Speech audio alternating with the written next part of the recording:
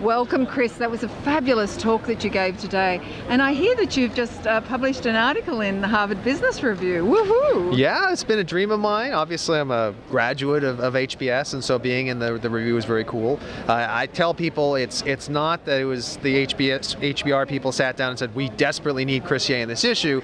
I give the credit to my co-authors, New York Times bestselling authors Reid Hoffman and Ben Casnocha, but it feels good to be in their company. Fabulous. And could you talk a little bit about the article and also what prompted you to write it? Sure. So the article is really about how the world of entrepreneurships and startups has changed the way that the employer-employee relationship works.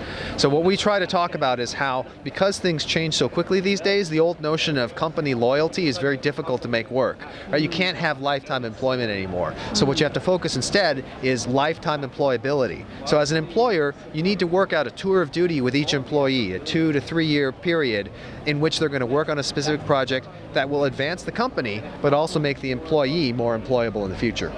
Wow, so that's obviously a very innovative, looking at like ahead of the times, because as you said, things are massively changing. Was there anything personally that prompted you to write this article from your experience?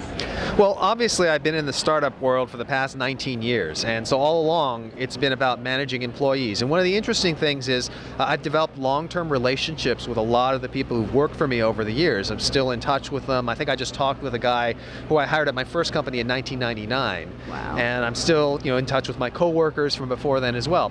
And part of it is you have this idea of, during this period of time, we're working together trying to accomplish this, but there's also a lifelong relationship. And I think that works not just for individuals, but also for companies. If I'm a company like Google, I want to have a lifelong relationship with all my ex-employees who are going to go on to do other interesting things, like run Yahoo, for example. Fabulous. And I do agree with you, because I think that there's something to do with the human relationship factor that needs to be reassessed now. What is your insights into that piece? Well, I think that in Silicon Valley, we're so intent on things around strategy and lock-in and all these different things that we sometimes forget that at the end of the day, a company is not the product it produces, a company is the people who are there. And I think that companies that place a strong emphasis on being a great place to work have a lot better opportunity. I mean, there are certain companies which have developed a somewhat unsavory reputation in terms of being places to work, that while they were enormously successful financially, held on to their people, but now perhaps that their particular industry is on a down cycle or their financial performance has been poor, have not been able to hold on to those talented people. I'm of course not referring to any companies in San Francisco in particular. Thank you very much for being so unbiased. Absolutely. And I did hear you say earlier in the back room, in the green room, that PBworks now is a free product. Do you want to talk a little bit more about that? Absolutely. So PBworks is a collaboration solution. It includes a lot of things: project management, wikis, file sharing, and so on and so forth.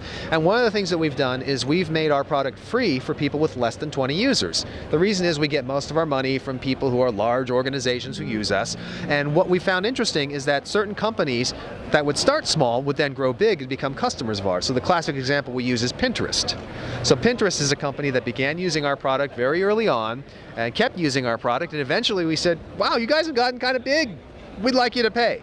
And they were then happy to do so, because we didn't have to prove to them that the product was valuable, they were already using it.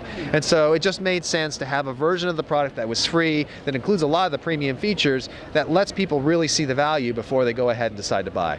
So this would be great for startups and entrepreneurs who are running lean and needing to collaborate together. Absolutely. We're also working with a number of different incubators to offer our product to their startups for free, not just the free version, but the full premium version, again, for under 20 users. So folks like 500 startups have signed up, folks like Techstars, and we're very happy to be working with them. Fabulous. Thanks again, Chris. You're always a delight to listen to and a delight to interview. Oh, my pleasure. I'm always glad to do anything that helps the startup ecosystem and helps entrepreneurs. Thank you. You're welcome.